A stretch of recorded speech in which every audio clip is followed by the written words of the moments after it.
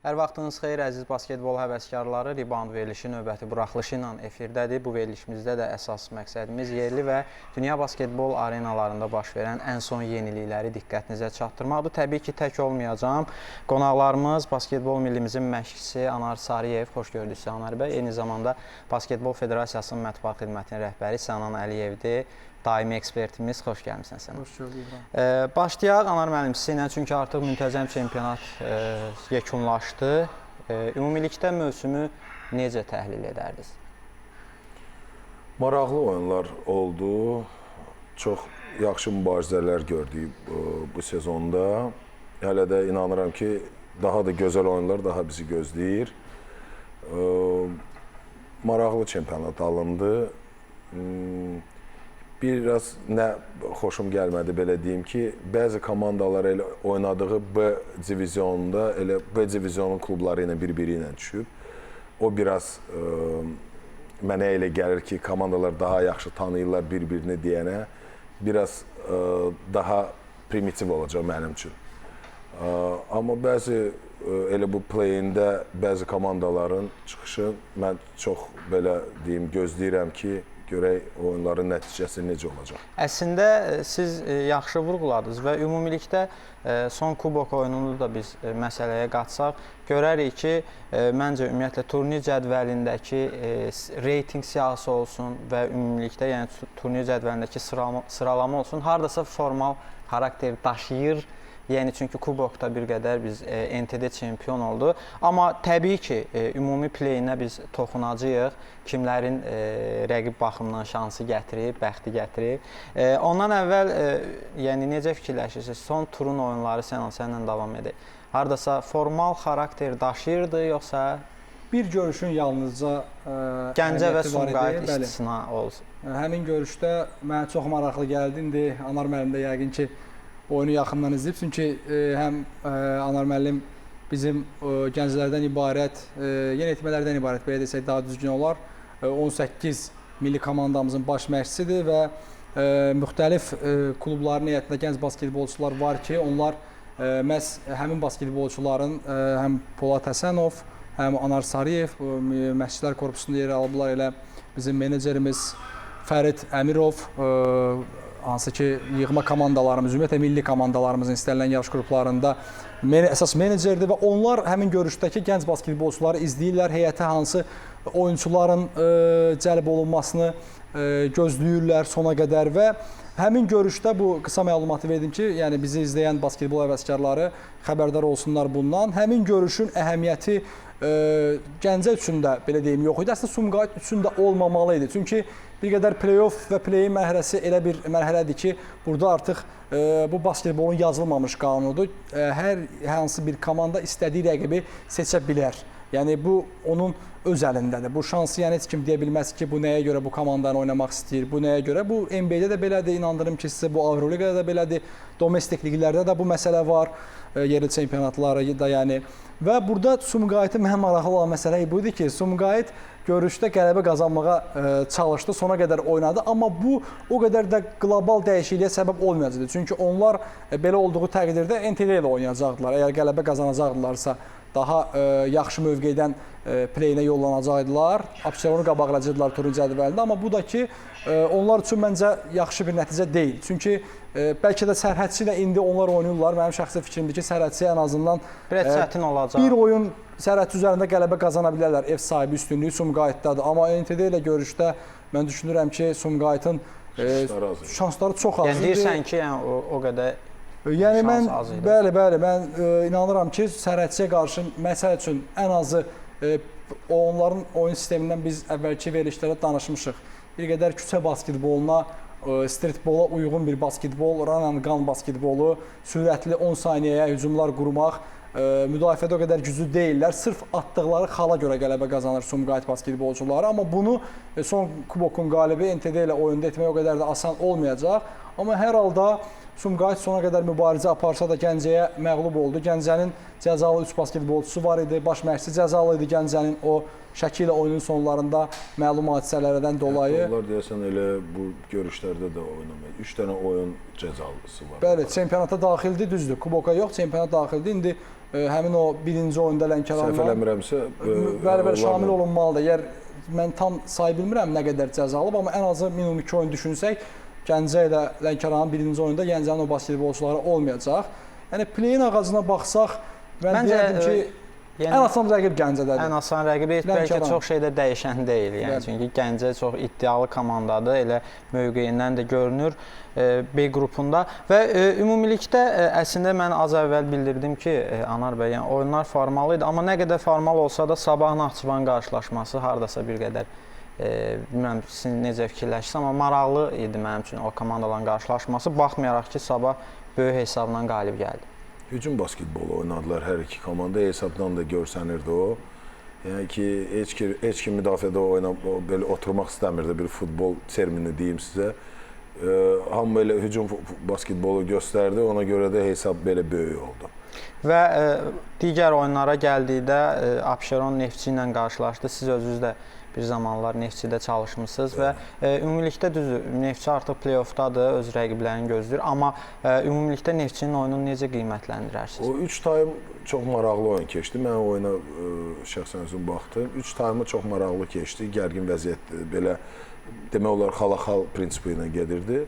Axır 4-ün, belə deyim, 3-ün axırı və 4-cü taymı belə deyim, Abşeronun gücü yetmədi ki, hər ikisi qələbə qazanmaq istəyirdi. Halbuki heç birinə heç nə vermirdi o son tur. Amma hər iki komanda qələbə üçün çıxmışdı və Neftçi məncə layiqincə qələbə qazandı. Əslində burada bir oyun da oldu ki, diqqətimi çəkdi. Sərhədçi NTD qarşılaşması və böyük hesab deməyim, amma kifayət qədər, yəni 103-77 hesabı qeydə alındı.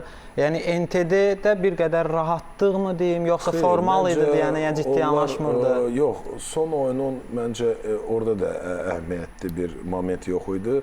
O da əsas oyunçuları kubokdan sonra hər iki yarı final və finallarda oynayan oyunçular 40 dəqiqə oynadığı, belə deyim, 80 dəqiqə oynadığı oyunda heç bir belə deyim, oyun dəyişməyəcək belə, onlar üçün xal verməyəcək belə. Onlara hamısına istirahət verdi. Detrikdi, sonra Boykin və Boykin zədəlidir belə, mən bildiyim qədər biraz zədəli idi. Bir də Allen. Yəni ki, o 3 dənə əsas oyunçuya istirahət verməli idi. Həm də o cavan Amerikanlılarına belə, həm də cavan Azərbaycanlılara şans verməli idi ki, çünki play-in-də, play-offda artıq onlardan da istifadə etməli olacaq. Ona görə də onlara da şans verməlidir ki, onların da oyun təcrübəsi zəifləməsin. Təbii ki, elə NTD-nin baş məşqçisi ötən verilişlərimizdə Tahir Baxşeyev də qonağımız idi və komandanın əlindən gəldiyinin artığını edəcəyinə fokuslandıqlarını bildirib. Hər halda digər məşqçilər də yəqin ki, müəyyən hazırlıqlarını görüblər. Mən istərdim bir qədər də artıq başlayaq play-ni müzakirə edək, çünki cütlər maraqlıdır. Biz az əvvəl bildirdik Gəncə Lənkəran qarşılaşması, elə həmin qarşılaşma ilə də istərdim başlayaq. Çünki hər kəs gözləyir ki, Gəncə rahat keçəcək Lənkəranı. Bu statistik göstəricilər də. Statistik göstəricilər rahat keçəcəyini görsənir. Komanda, əslində Lənkərana biz baxsaq 17 məğlubiyyəti var Anar bəy ümumi mövsüm ərzində. Mən də onu deyirəm. Cəmi 3 qələbə. Amma əsas 3 oyunçunun belə deyim, oyundan kənar qalmağı əgər olsalar, heç də rahat olmayacaq. Ən azından oyunçu sayına görə. Yəni ki, məncə Gəncə məcbur olacaq daha çox Azərbaycanlı oyunçu ilə oynama, 3-2 sisteminə keçmək ki, Amerikanlıları biraz qorusun. Yəni ki, o da ola bilər. Yəni ki, amma yenə də Gəncə daha üstün sayıram bu cütlükdə. Sən nə fikirləşirsən sən? Mən də həmin Anar müəllimin fikrinin üzərində qalıram. Cütün açıq-aşkar favoriti Gəncədir və bildiyiniz kimi Final Four sistemi ilə play-off seriyası arasında kifayət qədər fərq var. Bəlkə də bu mərhələ bir oyundan ibarət olsaydı, çox cüzi şans Lənkərana vermək olardı, hansı ki, Gəncənin 3 oyuncusu olmayacaq, baş məşqçisi olmayacaq. Belə olan halda bəlkə indi həmin görüşdə Rəşid Abbasov yaxşı bir performans ortaya qoyacaq, yerli oyunçu kimi belə deyək, xallar qazanacaq komandasına. Onda bir oyunda bəlkə də, amma seriyada məsələn bir oyun Lənkəran uddu rəqibini, qələbə qazandı rəqib üzərində, daha sonra bütün heyət bərpa olundu Gəncədə, baş məşqçi də komandanın başına qayıtdı. Onda ardıcıl 2 oyun bu imkansıza yaxın bir məsələdir ki, Lənkəran 2 oyun ardıcıl Gəncəni məğlub etsin. Bəlkə də heç bir oyunda məğlub edə bilməyəcək. Bütün açıq-aşkar favoriti Gəncə klubudur. Yəqin ki, böyük ölçüdə 2-0 həmin seriya yekunlaşar. Gəncə növbəti mərhələyə vəsqə qazana bilər. Şansları çox böyükdür və onların rəqibi Şəki klubu olacaq ki, hansı ki, məhz son turda onlar Şəkiyə, son turdan əvvəlki turda onların arasında həlledici oyunda, final oyunu belə deyək çempionatda, B qrupunda həmin görüş idi. Və həmin görüşdə əlavə vaxtının yekununda Şəki Gəncəyə qalib gəlmişdi. Yenidən Şəki Gəncə region derbisi belə deyək, şimal və qərb klublarının qarşılaşması maraqlı mübarizə kəsb edəcək. Hər halda görəcəyik nəticələri. Maraqlıdır Anar bəy. Ümumiyyətlə siz az əvvəl bildirdiniz ki, yəni 3+2 ilə oynama ehtimalı var və biz limitdən danışsaq əgər 4+1 sistemi, yəni çempionatı nə dərəcədə sürətli edib, yəni digər oyunların müzakirəsinə keçməzdən əvvəl bu haqda fikrinizi öyrənmək istərdim. 4-1-in ən azından hesab keçən ilin hesablarına baxdıqda və bu ilin hesablarına baxdıqda artıq biz görəcəyik ki, 80-dan yuxarı xalların olması çox oyunların bu artıq 4-1-in üstünlüyüdür. Sonra belə deyim, türklər demişkən bizim o hovuzumuz yoxdur ki, Azərbaycanlı olaraq ki, biz hələlik o 3-2 ilə davam eləyək.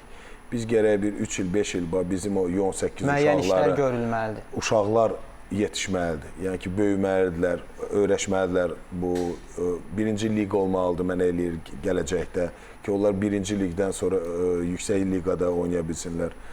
Bu bir neçə ildən sonra artıq biz 3-2 sisteminə, bəlkə də illər sonra 2-3 sisteminə keçə bilərik. 12 liqası, Elnar müəllim danışar, 12 liqası buna bir hesablanmış. Yeri gəlmişkən sən o 12 liqasından təbii ki, irəliyən dəqiqələrdə biz müzakirələrimiz olacaq. Mən hazırda istərdim elə play-in cütlərini dəyərləndirək.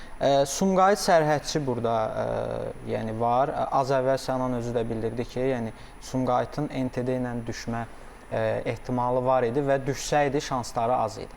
Yəni siz necə fikirləşirsiniz? Yəni sərhədçi ilə müqayisədə, daha doğrusu NTD ilə müqayisədə sərhədçi Sumqayıt üçün yəni daha uyğun rəqibdirmi?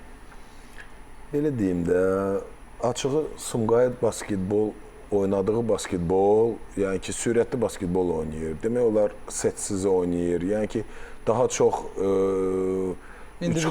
individual, üç xallıq atışlarını çox sevirlər. Yəni ki, komanda olaraq hücumu daha çox sevirlər, nəinki müdafiəni. Yəni ki, hesabları da görsəz, son oyunlarda bəlkə 3-4 oyunda 100 xaldan yuxarı vurublar.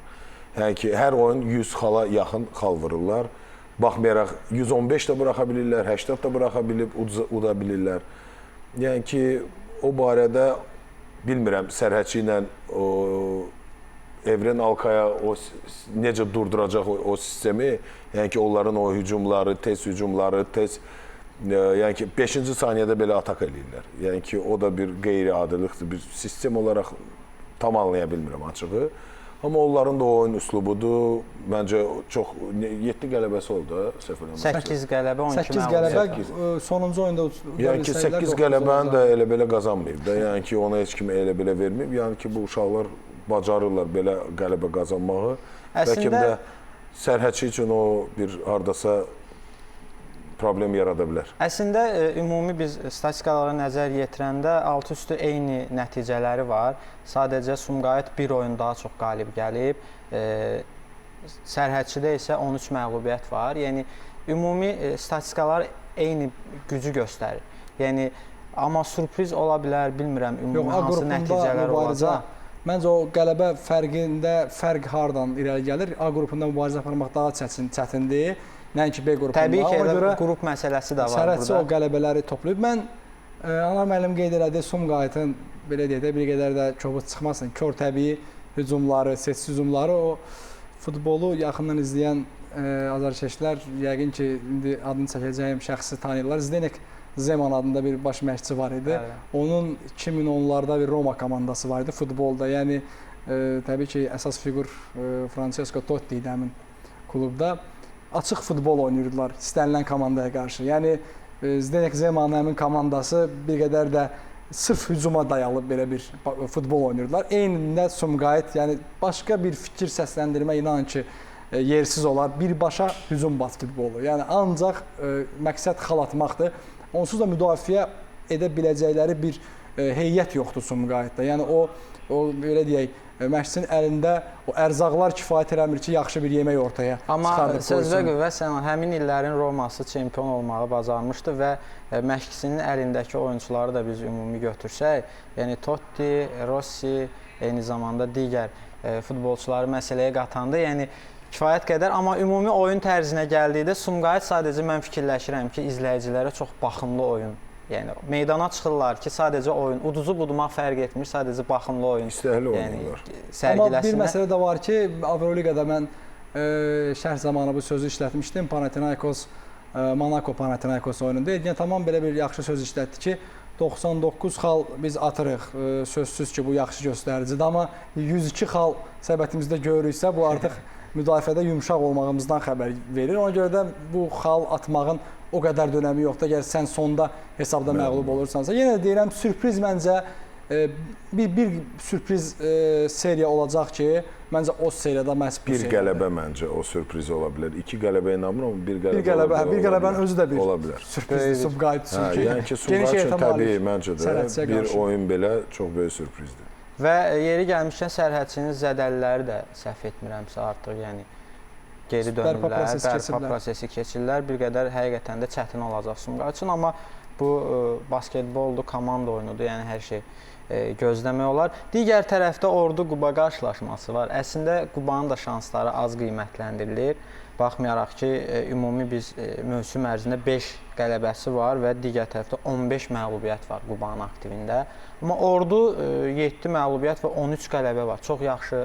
Düz qrup amili də burada söz oynayır. Yəni öz rolunu göstərir. Artıq onlar kimin üstünə çıxırlar, belə artıq məğlubiyyətdir. Yəni ki, onların aralarında açığı söyləyək. Yəni o statistikaya heç bir hazırda əhəmiyyət kəsb eləmir. Yəni ki, onların bir-birinə qarşı o qədər də yox. Məncə Neftçiyə düşmələri artıq onlar üçün çətin olacaq. Və necə fikirləşirsiniz? Yəni Qubanın hardasa Ordu ilə qarşılaşmada şansı varmı, yoxsa? Təbii var. Zaur Paşayevin oyununa bax. Zaur Paşayev olan yerdə həmişə şans var. Bəli. Yəni ki, mən özüm də oynamışam oyun 15-20 il. Yəni ki, o oyunçunun, o insanın ki, məğlub olmağı sevmir. Yəni ki, komanda axıra kimi daşıyır. Yəni ki, ola bilsin də niyə də yox, keçə bilər. Məğlub ediblər, Anar müəllim. Müntəzəm çempionatda bir dəfə Zaur Paşayev böyük hesabla 30-35 qalardısa Quba Orduya qalib gəlmişdi Sərhəd İdmandaşlığı. Mən amma İbrahim, mən bu seriya haqqında danışsam, mən bir qədər tam Şəhriyar müəllim səncə nəsə hazırlayıb? Ya Şəhriyar müəllimlik bir məsələ burada yoxdur. Söhbət nədən gedir? Söhbət yenə də basketbol elə bir idman növüdür ki, Anar müəllim məndən daha yaxşı bilər və bunu tətbiq edib də vaxtında. Heyətin keyfiyyəti çox şey deyir bizə. Ordu klubunun heyəti keyfiyyətli heyətdir, çoxlu belə deyək də büdcəsi olan bir klubdur. Kifayət qədər yaxşı oyunçuları da var. Geniş rotasiyası var, ən önəmlisi budur. Amma mən yəni düzdür, o xərclənən pulların qarşılığında alınan oyunçuları heç bəyənmirəm Ordu klubunda. Təbii bu məsələnin üzərində dayanmaq istəyirəm və məşqçinin işini yenə də deyirəm, burada federasiya rəsmisi kimi yox, mütəxəssis kimi bu fikir səsləndirirəm. Mən Alberto Blanco'nun şəxsən işini bəyənmirəm məşqçi olaraq. Yəni bu heyəti toplamasını, çünki bir misal gətirəcəm. Səid İsmayılovu Murad Dikməninin rəhbərliyi altında Səid İsmayılov düzdür, orada üst-üstə gəlir 2 sistemi idi. Amma Amir Əmzəyevlə müəyyən məqamlarda komandaya qələbə də qazandırmışdılar. Hətta bu iki basketbolcu. Düzdür, hərbi xidmətdən gəldi Səid İsmayılov. Hətta davam edir hərbi xidməti Ordu İdman klubunun düşərgəsində. Məhz ona görə basketbol oynayır, məşq edir. Bizim proqramın qonağı da olmuşdur Səid İsmayılov. Yəni bu basketbolçunun bir qədər oyunda ona inanmaq, güvənmək, şans vermək. Mən kənardan şərhçi olaraq da oyunlarda iştirak edirəm, izləyirəm müəyyən məsələləri. Təbii ki, yəni, bir ekspert olaraq. Taktiki gedişlər var. Mən şəxsən yenə də öz fikrimdir. Məqsəd ola bilər play-off bəlkə özünü saxlayıb. Bəlkə play-in oyunlarından başlayaraq bu sürəti yığacaq. Amma müntəzəm çempionatda Ordu klubu, yəni qardaş bunu etiraf etmək lazımdır ki, bir tutarlı nəsə bir belə deyək də göz oxşayan bir oyun B qrupunda hətta və orada mən düşündüm ki, Ordu klubu yəni çempionatın əvvəlindən elə bir sürət yığacaq ki, B qrupunda Gəncə ilə bərabər o klubun biz gərgin mübarizəsini görəcəyik. Sona qədər döyüş gedəcək. Amma əksinə oldu. Şəki klubu. Şəki klubunun məşqçisi buradan məşqçinin bizim qonağımız da oldu. İşini qiymətləndirmək lazımdır. Doğrudan da ötən il Şəki hardaydı. Yəni bir məsələ var ki, hesab tabloda biz meydanda oynanan performansa baxıb söhbət edirik. Yəni kiminsə bu bizə yaxındır, yaxın deyil, dostdur, qardaşdır, yoldaşdır. Bu məsələlər bir kənara. Amma əsas Şəki klubu ötən il hardaydı? Bu il Şəki klubu hardadır və 16 qələbə qazanıb. 80% göstərici deməkdir müntəzəm çempionatda Şəki klubu. Cəmi 4 məğlubiyyəti var. Bəli, statistika bunu bizə deyir. Həmin məğlubiyyətlərdən biri Sumqayıta qarşı oldu. Məşqçi də özü dedi ki, yəni sürpriz bir komandadır Sumqayıt. Görürsünüzmü? Şəkini B qrupun liderini Sumqayıt səfərdə məğlub edə bilib. Amma Ordu klubu hətta Sumqayıta məğlub olmuşdu. Həmin o Andrew Loader, Anar müəllim dedi ki, o bir basketbolçu var onlardakı oyunu alınanda məşqçi də hətta onu verilişdən əvvəl biz söhbət edirdik. Onu oyunun sonuna qədər saxlaya bilir məşqçi. 44 xal yığdı. Orada qarşı yığdı bu xalı. Hansı müdafiədən söhbət gedirdi Ordu klubunun heyətində, həmin məqamda? Bunu danışmaq lazımdır. Bu məsələni bir qədər qabartmaq lazımdır. Şəxsən mənim bəlkə də sürpriz seriya deməzdim, amma sürpriz seriyalardan biri də Kuba klubdur. Amma Kuba klubuna çatışmayan məsələ nədir? Onların da rotasiyası o qədər geniş deyil və mən yenə deyirəm burada Levan Qoqaladzenin oyunu məni razı salmır. Nəyə görə? Bu basketbolçu əgər Zaur Paşayev benchdə olursa, oyun qurucu birbaşa Levan Qoqaladze olur. Levan Qoqaladzenin bugünkü gündə şutu yoxdur. Biz baxırıq bu basketbolçu yəni ancaq perimetr hücumlarından, yəni aqressiv oynayaraq o dəlici oyuncu deyirlər də, səbətə doğru aqressiv hərəkət edən oyuncu üslubunda ancaq onun imza atışı odur. O yolla xal qazanmağa çalışır. İndi Zaur Paşayev meydanda olmadığı dəqiqələrdə, yəni yaşı da var Zaurun, bir qədər dincəlməlidir. Levanın şutu olmadıqda Körklənddə onlarda var, səbətin altında oynayır. Mən son Abşeron Neftçi oyunda ümumi şərh apardım, ümumi komandaların vəziyyətindən danışdım. Jalen Reynolds mərkəz basketbolçudur. Kreven, yəni bəlkə də ən uğursuz transferlərdən biridir Qubada. Bir qədər yox, daha çox hətta. Cameron Johnson adını çəkmək istəyirəm ki, bu basketbolçu istənilən klubda, Azərbaycan Basketbol Liqasında A qrupunda, istənilən deməyək, bir çox klubda oynaya bilər. Yəni sabahı bir kənara buraxıram. İnandım ki, Neftçidə də rahatlıqla oynaya bilər Cameron Johnson. Müsbət mənfi indeksində 486 indeksinə reyting xalı ilə birinci yerdə gedir, çempionatı birinci yerdə başa vurdu. MVP əgər mən buradan elə səslənirəm Şəhriyə müəllimə ki, həqiqətən də yaxşı bir transfer komandaya qatıblar və müntəzəm çempionatın kim bilmirəm mənlə razılaşar, razılaşmaz MVP-si məhz Cameron Johnson olmalıdır Azərbaycan Basketbol Liqasında. 486 müsbət mənfi indeks reytingi, üçlük sıralamasında yalnız Zayon Yağıdan geri qaldı. Ümumi xallar, ən çox xalı toplayan mövsümdə bütün komandalar A, B qrupu daxil bu basketbolçu oldu. Ən çox xalı toplayan oyuncu o seçildi. Yenə də Quba klubu bu basketbolçu və Zaur Paşayevin əgər həmin gün oyunu yaxşı alınacaqsa, məncə Ordudan bir oyun oğurlaya bilər. Amma ümumi seriyaya baxsaq, Ordu klubanlar mənimlə yəqin danışar bu seriya haqqında, razılaşar mənimlə. Bu seriyanın favoriti Ordu klubudur, amma bundan sonraki rəqibi Neftçidirsə, yəni bir qədər hadisələri qabaqlamayaq. Neftçi klubu ilə Ordunun məncə şansları sıfırdan bir qədər çoxdur. Təbii ki, söz və qüvvət, Sənan, əslində çempionatın əvvəllərində biz Ordu haqqında danışanda hətta ehtimal var idi ki, turnir cədvəlində yəni ilk pillələrə oynayacaq. Baxmayaraq ki, hazırda yəni 3-cü pillədə qərarlaşır komanda. Söhbətimiz çox maraqlı gedir, lakin qısa reklam fasiləmiz var. İzləyək, daha sonra geri dönəcək. Bəli, qısa reklam fasiləsindən sonra yenidən qarşınızdayıq. Təbii ki, play-ində yalnız bir cütümüz qaldı dəyərləndirəcəyimiz Abşeron NTD və əslində turnir cədvəlində də qonşu pillələrdə qərarlaşırlar və düzdür, bir qədər NTD üstündür, çünki kubokda da çempionluq yaşadılar, komandada əhval-ruhiyyə yüksək səviyyədədir. Yəqin ki, razılaşarsınız Anar bəy. Abşeronun şansları nə dərəcədədir bu oyunda? Məncə bu şanslar bu oyunda 50-50-yədir. Yəni ki, mən inanmıram ki, kimsə hansısa komandanın daha üstün seçə bilər. Yəni ki, ola bilsin bu seriyada olsun oyun 1-1, 2-1 kimsə yəni ki, qələbə qazansın. Baxmayaraq siz deyirsiniz ki, NTD kuboku qazanıb daha belə əhval-ruhiyyələri yüksək. Keçən il bizdə də elə var idi. Amma birinci raundda. Yəni ki, mən belə deyim də, mən oyunculardan görürdüm, inanıram ki, NTD-də elə deyil. Çox güman edirəm ki, elə deyil. Amma bizim oyuncularda o artıq onlar biraz inanmışlar. Eufariya hisslərinə qapılmışlar. Əslində bu məsələni verilişdə də müzakirə elədik, elə o sualı vermişdik. Yəni ki, o kubok biraz mənə mən gördüyümü deyirəm də, yəni ki, istəmirəm nə öz üstümdən götürməyə ki, mənə görə uduzduq, ya onlara görə uduzduq, ya onu şey eləmirəm. Amma mən oyunçulardan gördüm ki, onlarda o rahatlıq var idi ki, kubok artıq var idi, ən azından bir minimumu eləmişik. Ona görə onlar maksimum danacaq. Amma NTD təbii ki, bu cütlükdə mənə elə gəlir favoritdir. Bəli. Çünki iki dənə Detriklə Tyri Boykini belə deyim, yanvardan sonra qatdığından sonra komandaya çox böyük güc verdi komandaya. Hətta onlar o 1-2 oyun uduzduğunda biri hansısa oynamırdı deyənə uduzurdular. Yəni ki, ya zədəsi var idi, ya birinin texniki cəzası var idi, oynamırdı. Yəni ki, mən hər iki kluba belə deyim, inanıram, amma mənə görə NTD bir tık yuxarıdır, amma ümumi 50-50-yədir bu komandaların. Əslində komandaların statistikasına baxsaq, yəni Abşeron 8 qələbə 12 məğlubiyyət, NTD-də isə 6 qələbə 14 məğlubiyyət var. O da yanvara kimi olan oyunlar idi, mənə elə gəlir. Götürəndə, yəni siz az əvvəl bildirdiniz ki, NTD-də həmin oyunçulardan biri oynamayanda, yəni fərq eləyir. Sizcə, yəni indi komandada hər şey oyunçuların, yəni performansı yaxşıdır, ümid eləyək ki, belə də olsun. Yəni zədə amili olmaz. Məşqlərində olmuram, belə bilmirəm, amma ya son oyunlarına gördükdə komanda tam vəziyyətdədir. Yaxşı vəziyyətdədir. Yəni ki, artıq onlar belə deyim, 4-lüyə düşmək iddiasındadılar.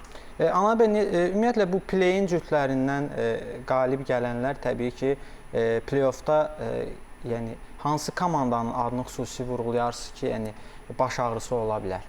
Yəni düşəcəyi rəqibə. Düşəcəyi rəqibə.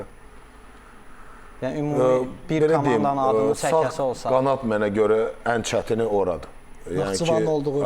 Naxçıvan, yəni ki, Neftçi tutaq ki, indi biz belə deyək ki, Neftçi qələbə qazandı, fərqi yoxdur Orduya, Qubanın. Çıxdı bu cütlüyə. Burada da çıxacaq ya Abşeron Naxçıvan, ya NTD Naxçıvan. Tutaq ki, belə deyim, ya Naxçıvan, ya NTD qələbə qazandı. NTD Neftçi artıq cütlüyü elə finala bərabərdir. Yəni ki, ikisi də çox yaxşı komanda yığıb. Bu tərəfdə, yəni ki, belə sol qola baxanda o qədər də biz mənə elə gəlir, hələ elə gəlir. Bəlkə oyunlarda biz başqa bir nəsə görəcəyik. Amma bu 20 tur əsasında danışıram. Mənə elə gəlir, bu tərəf daha maraqlı olacaq, çətin olacaq. Və mənə elə gəlir, ya NTD, ya Neftçi, ya Naxçıvan 3 komandadan biri finala vəsiqə qazanacaq. Sənin proqnozun? Mən bir məqam üstündə dayanmaq istəyirəm. NTD klubundan danışdıq cütdən əvvəl kubok məsələsində. NTD yəni 2022, 23, 23, 24 və 24-25-ci illər mövsümlərində bu uğuru bir kənara buraxsaq, heç bir ciddi belə deyək, uğuru olmamışdı NTD-nin. Finala çıxmışdı düzdür kubokda. Uğura az bir komandaydı. Amma onu çempionluq biz komandanın prezidenti Bəhram Abidinov olsun, uzun illərdir, 2000-lərin əvvəli, 90-ların sonu 24 il. Və 24 il. İndi Anar müəllim daha yaxşı bilir. Yəni uzun illərdir Azərbaycan basketbolundadır. Klubun Gəncə ilə oynamışlar. Klubun prezidentidir və 5 dəfə NTD Azərbaycan çempionatının qalibi olub. Elə klubun baş məşqçisi Tahir müəllim belə bir açıqlama vermişdi və bu uğuru İbrahim bunlar üçün kuboku qazanmaq çox vacib idi. Həm yenilənmə anlamında, həm komanda yeni ruh, yeni belə deyək də nəfəs gəldi NTD-yə. Çünki uğuru az bir komandaydı. Bu uğuru hər dəfə istəyirdi, amma qazana bilmirdi NTD. Gəncəyə də məğlub olmuşdular 22-23-cü illər mövsümündə kubokun finalında. Onda Amil Əmzəyev Gəncədə oynayırdı və Gəncə kuboku qazanmışdı. NTD hansı ki, həmin Amil Əmzəyevi Neftçi ilə bərabər yarım finalda mübarizədən kənarlaşdırdı. Bundan əlavə də bir məsələyə mən toxunum. Biz play-off ağacının sol tərəfinə baxsaq, Sabah klubunu görürük orada. Sabah klubu mən düşünürəm ki, əgər sərhədçi Sumqayıt keçəcəksə, bir şansı var cəmi sərhədçinin. Yalnız, elə verişdən əvvəl Anar müəllimlə danışdım, yalnız və yalnız qatı, güclü müdafiə ilə Sabaha 2 oyundan ibarət olacaq play-off seriyasında. Durdurmaq mümkün olar desən. Ancaq müdafiə ilə. Ancaq müdafiə ilə, hansı ki, Amma müəllim, biz sizinlə bir yerdə baxırdıq həmin görüşə. Yadınızda uzun vaxt ərzində Sabaha qarşı sərhədçi hesabda irəli oldu. Bir oyunları var idi onların ki, 66 12 saniyədə uduzdular. Bəli, 60 neçə hesablarında yekunlaşdı oyun. Tam dəqiq hesab yadımda deyil, amma 70 xala hətta 17 xala qalxmışdı. Fərq. 17-18 xala qalxmışdı. Bəli, bəli.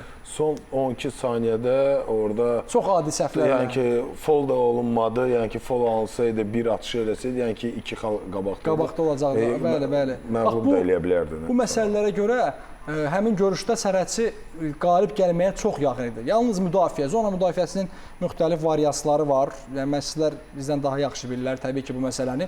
Müdafiə taktikalarından istifadə eləməklə zona müdafiəsində. Düzdür, biz buradan yəni öz fikrimizi sadəcə söyləyirik. Bilmirik seriyanın gedişi necə olacaq. Daha düzgün və amma dəqiq sərhədçi əgər qələbə qazanmaq istəyirsə, yəni ağacın ən böyük də şansı ola bilər ki, Enderin olmamağı zərbə səbəbindən bu sezonu bitirdi. Yəni ki, Şirzada çox böyük yük düşəcək. O 40 dəqiqə mən bilirəm məşqçi verməyəcək o 40 dəqiqə ona. Orada Ramiz var, yəni ki, uşaqlardan məncə Ramizi bir dənə, bir Kamran var cavanlardan, amma çox belə daha çox Ramizə vaxt veriləcək. Yəni ki, ona görə o şansı maksimum istifadə eləyə bilsə, sərhədçi orada durdura bilər. Ancaq şanslar demirik böyük faizlə də, amma müəyyən şansları var. Yəni ki, şansı yoxlamaq lazımdır. Şansı var. Yəni ki, biz deyə bilmərik ki, sürpriz olar. Necə biz deyirdik, tutaq ki, Lənkəran, Sumqayıtla sərhədçini. Amma burada şansı var ki, qələbə də qazana bilsin. NTD Abşeron oyununda isə mənim faiz nisbətim 65% NTD-nin qələbəsidir, 35% Abşeronun qələbəsidir. Orada bəlkə də bütün seriyalara baxsaq, ən yaxın 1-1 hesabına yaxın seriya məhz Abşeron NTD oyunundadır ki, amma yenə orada deyirəm, orada məncə mərkəz basketbolçularının rolu çox böyük olacaq. Çünki Abşeron Olimpiya İdman kompleksində həmin görüş şərh edirdi. Müntəzəm çempionatın sonlarına doğru Kevin Allen, yəni belə deyək də bir qədər kobud çıxmasın, buldozer kimi əzib keçmişdi. Əzib keçmişdi Abşeronun mərkəz basketbolçularının. İndi orada da bir basketbolçu var ki, Abşeronda Jalen Shaw adında bir basketbolçu var. Məşqçinin yəni dediyi bir sözdür. Klubun mətbuat xidmətindən bizim əlaqəmiz olur. Onlar da gələn Jalen Shaw əgər günündədirsə yaxşı oynayacaq. Bir qədər küsən basketbolçudur. Oyundan küsüb inciyən basketbolçudur. O da ki, bilmirəm, özünü necə hiss edəcək həmin görüşdə, amma favoritlər dediyimiz kimi NTD, Gəncə, Sərhədçi və Ordu klubları. Amma yenə də biz kağız üzərində danışmırıq. Biz sadəcə burada yəni öz fikirlərimizi bildiririk kağız üzərində. Yəni nəticə nə olacaqsa yalnız zaman göstərəcək. Biz də izləyib görəcəyik. Aprel ayının 10-dan başlayır İbrahim. Bunu da deyək, play-in görüşləri. Aprel ayının 10-dan etibarən artıq play-in qarşılaşmalarını izləyə biləcəksiniz. Və mən istərdim bir qədər də U12-dən danışaq. Çünki həmin bax bu klubların yəni yerli tərəfindən, yəni oyunçuların yetişməsi, həm eyni zamanda milli komandanın, yəni beynəlxalq arenalarda irəliləyişi aşağı yaş qruplarından başlayır və son vaxtların da əsas müzakirə mövzusu, Anar bəy, yəqin ki razılaşarsınız, 12 çempionatıdır. Çox maraqlı oyunlar gedir. Yəni bunun bir qədər də inkişaf etdirilməsi, uşaqların motivasiyasının artırılması üçün hansı işlər görülür və davamiyyət necədir? Çox sevindirici haldır ki, birincisi U12-dən danışdıq. Artıq Instagramdan və yaxud oyunları gedib izləyərkən və yaxud hansısa bir klubun belə deyim səhifəsində görəndə ki, tutaq ki, Naxçıvan klubunun və yaxud Abşeron klubunun ki, bizim xaricdən gələn oyunçular gedirlər bizim 12 bizim uşaqlarımıza gedib, yəni ki, baxırlar oyunlarına, dəstəkləyirlər sonuna kimi, meydançanın ortasına kimi çıxırlar. Yəni ki, valideynlərin bütöv zalları doldurmağı, yəni ki, hamısı, yəni ki, hamının formaları belə eyni olmağı çox sevindirir. Yəni ki, biz həmişə bunu birinci gündən istəmişik. Yəni ki, sağ olsunlar da federasiya çox böyük, yəni ki, işlər görə gəlib buna da çıxdıq. Yəni ki, mən inanıram ki, gələcəkdə daha belə, mən deyim, daha tez biz böyük basketbolda böyük oyunçuları görəcəyik. Belə biz yavaş-yavaş gedirdik. İndi bu U12-nin mən inanıram ki, o uşaqların yarısı bəlkə də basketbolçu olacaq. Çünki mən baxıram Sumqayıt komandası 4 oyun 4 qələbə. Yəni ki, Neftçi bu, yəni ki, eynisini necə 12 komanda orada, 12 burada. Yəni ki, buradan Neftçi çox yaxşı oynayır. NTD-nin bilirəm, eşitmişəm komandası var. Yəni ki, onlar da öz uşaqlarını çıxardırlar. Yəni ki, bu gələcəkdə mən inanıram ki, böyük basketbola birinci addımdır. Mən ötən verilişimizdə Sənan, yəni Tahir bəyə də bu sualı ünvanlamışdım. Təbii ki, o klub baş məşqçisi olaraq bu sualı cavablandırmışdı. Sən isə federasiya nümayəndəsi olaraq, rəsmisi olaraq istərdim fikirlərini öyrənim ki, ümumilikdə yəni onların motivasiyasının artırılması üçün klub, yəni basketbolçularının həmin uşaqlarla görüşünün təşkil olunması deyim, digər məsələlər yönündə hansı addımlar düşünülürmü və yaxud atılırmı? Mən inandırım ki, sizi Anar müəllim çox gözəl izah elədi bütün məsələləri. Mən inandırım ki, siz həqiqətən də mən bu sözü dəfələrlə bu verilişdə 2019-cu ildən bəri hətta federasiya çalışmırdım həmin dönəmdə. Yenə deyirdim, bu vizual görüntüdən çox şey asılıdır. Basketbolun televiziyada yayımlanması, basketbolun arenalarda canlı izlənilməsinə şəraitin yaradılması, ulduz basketbolçularla gənc uşaqların belə deyək, ünsiyyəti, hansı ki Sinan Gülər, Anar müəllim yadınızdadır yəqin, Türkiyəli basketbolçu bir zamanlar Azərbaycana gəlmişdi. Belə bir turnir var idi burada. Jose Calderon Bakıda olmuşdu. İspaniya basketbolunun əfsanəsi sayılır, hansı ki Suidiman sarayının məhz yerləşdiyi ərazidə bizim orada 3-3-ə basketbol üzrə, 3x3 basketbol üzrə 2015 Avropa oyunlarında təşkil olunmuş belə bir uğurumuz da var idi həmin görüşdə, həmin o oyunda. Orada o kortda biz məhz Jose Calderon gənc basketbolçular, mənim yadımdadır, xatırlam Şirzad Şirzadovun hətta orada görüşü var. Jose Calderon'un, Şirzad daha gənc, uşaq yaşlarıdır orada. Həmin basketbolçular, bizim indiki əsas komandalarda oynayan basketbolçuların və federasiyanın atdığı adımlardan biri bax böyük komandaların tərkibində uşaq komandalarının yaradılmasıdır. Yəni bir basketbolçu, məsələn götürək Neftçi klubundan bir basketbolçu gəlib orada, mən yerli basketbolçulardan bu məsələni aparmaq istədim. Amil Əmzəyev orada görəndə, Quba klubundan bir nəfər Zaur Paşayev orada görəndə, və yaxud da Ender Polatxanlı Sabahdan bir nəfər görəndə ona həm ad doğma gəlir. Ad doğma gəlir. Yəni o adı məsəl üçün belə deyək də D'Angelo Stewart yox, məhz Amil Əmzəyevi, Cameron Jones yox, məhz Zaur Paşayevi. Məsəl üçün Tasani Gravet yox, Ender Polatxanlı. Bu ad onu inandıra bilir. Bilirsinizmi necədir? İnandırmaq, yəni fikrimi izah edə bilirəm də, bu məsələ hansı istiqamətdə danışmaq istəyirəm. Bu oyunçu yerli adı onu belə deyək də, üzr istəyirəm, adı artıq onu həvəsləndirir, motivasiya verir ona. Çünki o bilir ki, gələcəkdə bu mövzunun üzərində çox həssasdır. Həm federasiya, həm bizim məşqçilərimiz, Anar müəllim başda olmaqla, Tahir Baxşıyev ötən verilişdə buradaydı, Polad Həsənov buradaydı.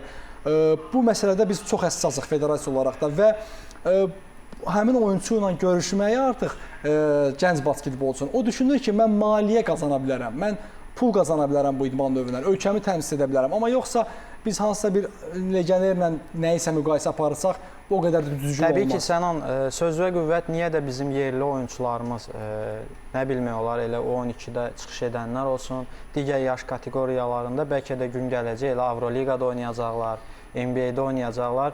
Ümid edək ki, belə də olar. Çünki çox həvəslilər, eyni zamanda milli komanda içində müəyyən münbit zəmin yaranır ki, yəni oyunçu genişliyi yaranır. Hovuzu böyüyür artıq. Bəli, əslində biz beynəlxalq arenalardan danışmışkən İdman TV vasitəsilə də oyunları izləyirsiniz. Avroliqadan istərdim müzakirələrimizi davam etdirək. Çünki yəqin ki, razılaşarsınız, son illərin ən prinsipial Avroliqasını izləyir. Belə mövsüm olmamışdı indiyə qədər. Məncə də. Olmamışdı. Bu il çox maraqlı. Yəni çox maraqlı oyunlar gedir. Yəni mən deyərdim ki, yəni hər bir sürprizdə açıq. Bəli, bəli, sürpriz onu. Hətta turnir cədvəlinə biz nəzər yetirsək, dəqiq hansı komandanın yeri yoxdur yəni, dəqiqə. Hansı yeri yoxdur və Olympiakos və Fenerbahçe, yəni ilk ikisi, yəni birinci, ikinci yerləri bölüşürlər. Və ümumi götürəndə Fenerbahçe'da heyət yəni genişdir, Sənan. Həmçinin Monaco məsəl üçün çox iddialı idi. Son bir neçə oyun məğlub oldu. Necə fikirləşirsən? Yəni Monaco səncə yəni həmin iddiasını qoruyub saxlayır, yoxsa rəqabətdə hardasa bir qədər geri qalır? Monaco'da belə bir qalmaqallı məsələ baş verdi.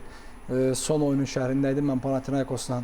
Hətta bir qədər müzakirə olunur, sonda götürülən time-outlar Fransa basketbol mediasında, ümumiyyətlə Avropa basketbol mediasında müzakirə olunur, həmin görüşdən də kadrlar gəlir. Sonlarda düzgün məqamlarda, düzdür, biz həmin şəxs haqqında başda mən olmaqla biz heç nə deyə bilmərik. Dünya basketbolunun, hətta Avropa basketbolunun əfsanələrindən sayılır.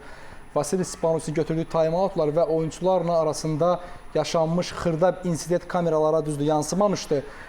Əks tərəfdə olan kamera ilə biz həmin məqamları az da olsa görə bildik, çox da dərindən göstərmələr olur və Spanus belə bir açıqlama verib ki, oyundan sonra mən eşidirəm ki, çox insan deyir basketboldan yorulmuşuq, filan beşməkan. Əgər basketbola doymuşuq, yorulmuşuqsa, hal-hazırda basketboldan kənarda, kortdan kənarda yemək tapmayan insanlar var. Həmin oyunçular komandadan gedə bilərlər. Maaşlarını geri qaytarıb bu şərtlə. Komandadan gedə bilərlər, qapı hamıya açıqdır. Burada görünür ki, məşqçinin bu bizə xarizmasından xəbər verir. Bu məşqçinin sözünün kəskinliyindən bizə xəbər verir. Yəni o necə oyunçuydu, əbəs yerə onun ləqəbi Kirbil deyildi. Bunu bütün Avropa basketbolu bilir və o basketbolçu, eks-basketbolçu deyib ki, Monakoda vəziyyətin düzəlməsi üçün nizam-intizam, hətta Mike James kimi çox çətin tərbiyə olunası bir basketbolçudur. Bir qədər kobud çıxmasın sözüm. O artıq asistlərin sayını 10-12-yə çatdırıb. Vaxt var idi Mike James 3 asist verəndə, 4 asist verəndə rekord sayılırdı belə bir oyunda. Çünki özünə fərdi oynayan basketbolçudur. Məncə Monakonun şansları var. Final Four-a da gedəcək komandaların başında gəlir Monako. Çox geniş rotasiyası var və komandanın prezidenti, sahibi Fedoroviç çox güclü Rus iş adamı, çox güclü pullar. Daniel Taysin gəlməsi məncə artıq sözə ehtiyac yoxdur da bu basketbolçu bura gəlibsə. Və Aleksey Yefimov çox yaxşı işlər görüblər Monakoda. Birbaşa Final Four-da onlar üçün play-off söhbəti aparıla bilməz.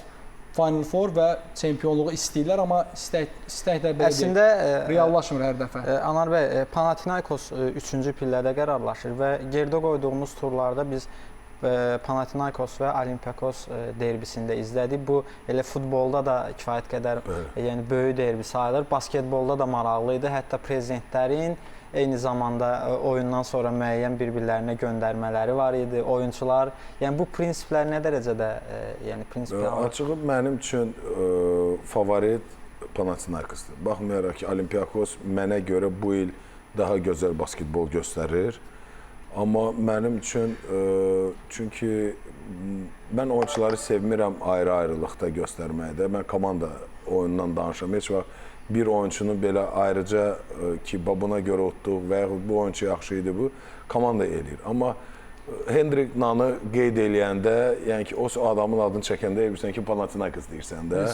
Yəni ki, o komandanı hər şey komandanın hər şeyidir. Yəni ki, asisti də odur, yəni ki, üçü də odur. Yəni ki, komanda onun üzündə artıq göstərilir ki, mən bu komandada mən sizə qələbə qazandıracağam. Bu komandaya qələbə qazandıracağam. Onu bilmirəm, üz ifadələrimindəmi, çox rahat, sakit, bir qram heç vaxt emosiyası olmur demək olar. Yəni ki, o öz oyunu ilə göstərməyi. Amma mənə elə gəlir, Panathinaikos finalda bu il ola bilər. Yəni ki, daha iddialıdır o komanda final üçün. Fənəri də görə bilərik, hətta orada dörtlüyə deyək də belə. Fənərdir, Panathinaikosdur, Olympiakosdur.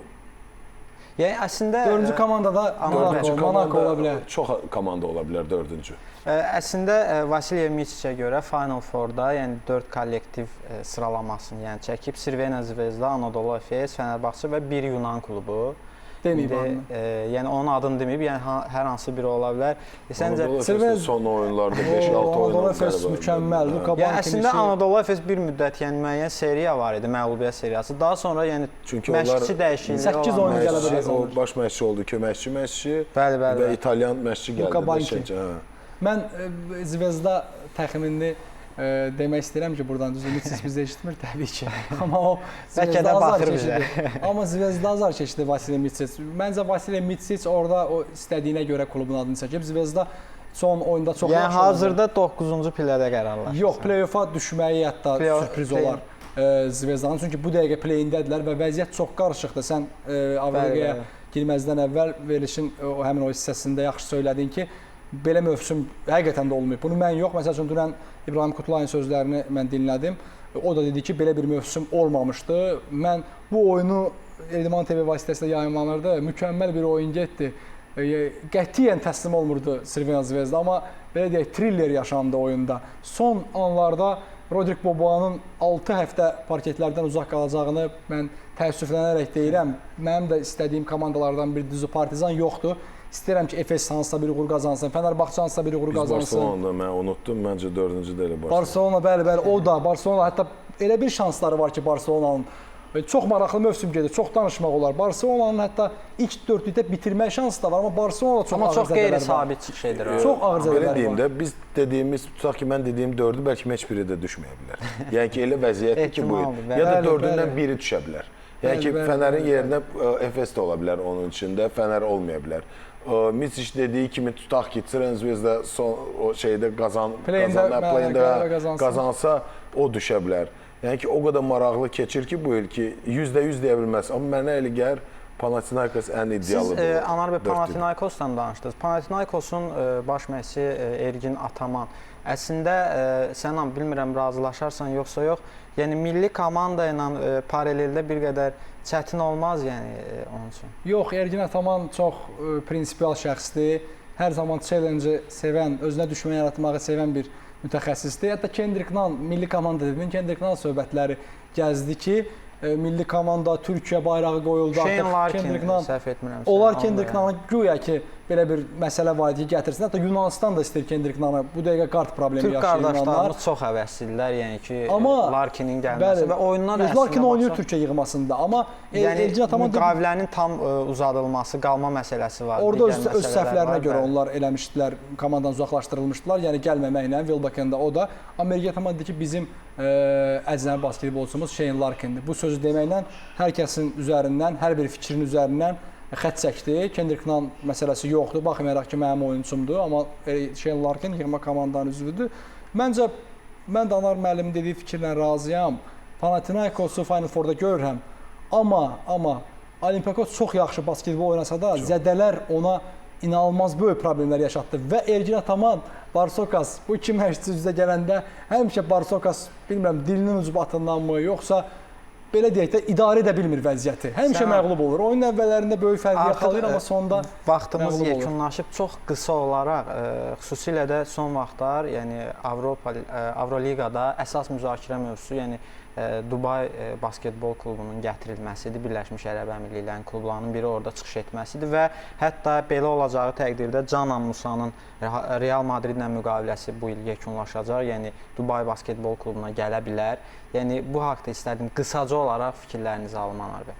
Məncə o sərmayənin artıq belə deyim də o tərəfdən bu tərəfə biraz sərmayənin buraxılmasından gələcəyi təqdirdə hansı bir yəni dəyişiklik ola bilər və maraq ola bilər. Yəni nə dəyişə bilər? Yoxsa sadəcə maliyyə yatırımı belə yəni maliyyə yatırımı oyunçuları belə deyim də pulunu necə deyirlər, yaxşı kontrakta, yaxşı gedəcəklər o klubda oynayacaqlar. İllərlə də eynisi ilə necə o biri klublar gəlib axtarır. Necə futboldadır, Cristiano Ronaldo, Messi Birləşmiş Ərəb Əmirliklərinin pula görə yollanırdılar. Yəni İndi bir məsələ var ki, İbrahim genişlətmək istəyir Avroliqa və bir coğrafi olaraq ərazinin daha da belə bir təhlükə yaranır. Sözünü yığışdırmaq lazımdır. Bəli, NBA yox, amma olacaq Avroliqa, çünki nəyə görə onlar misal gətirirlər? Maccabi-də belə baxanda İsrail klubudur və o da Avropaya tam düşmür, hardasa da. Amma Dubayda ona görə belə bir fikir yönəldilər. Əsas məsələ təbii ki, biz bilirik puldur. Amma bir təhlükə də var ki, NBA Avropa məsələsi var. Elə bu günlərdə, bu saatlarda hətta toplantı oldu və bu məsələ aktual hala gəlib ki, NBA Avropa olacaq, olmayacaq. Avroliqa rəhbəri deyir ki, bizim imicimizə zərbədir, bu qədər mədəniyyət var, basketbol mədəniyyəti var, neçə illərdir azarkeşlər küsə bilər filan, beşməkan verilişimizi bilirəm, vaxtda azdır, geniş danışmaq olardı, amma məncə Hapoel Təl-Əvivin gəlməsi gündəmdədir. Hapoel Yerusəlimi istəyir və Təl-Əviv də finaldadır. Dimitri Stoidisin rəhbərlik etdiyi klub. Sənin dediyin məsələlər çox dərin su vardı. Yəni ona görə də heç girməyək. Verilişimizin artıq burada rejissorumuz bildirir ki, vaxtımız yekunlaşdı. Sizə təşəkkürümü bildirirəm. Eyni zamanda işinizdə də, karyeranızda da uğurlar arzu edirəm. Bəli, əziz izləyicilər, Rebound verilişinin növbəti buraxılışını burada yekunlaşdırırıq. Yenidən görüşmək ümidi ilə hələlik.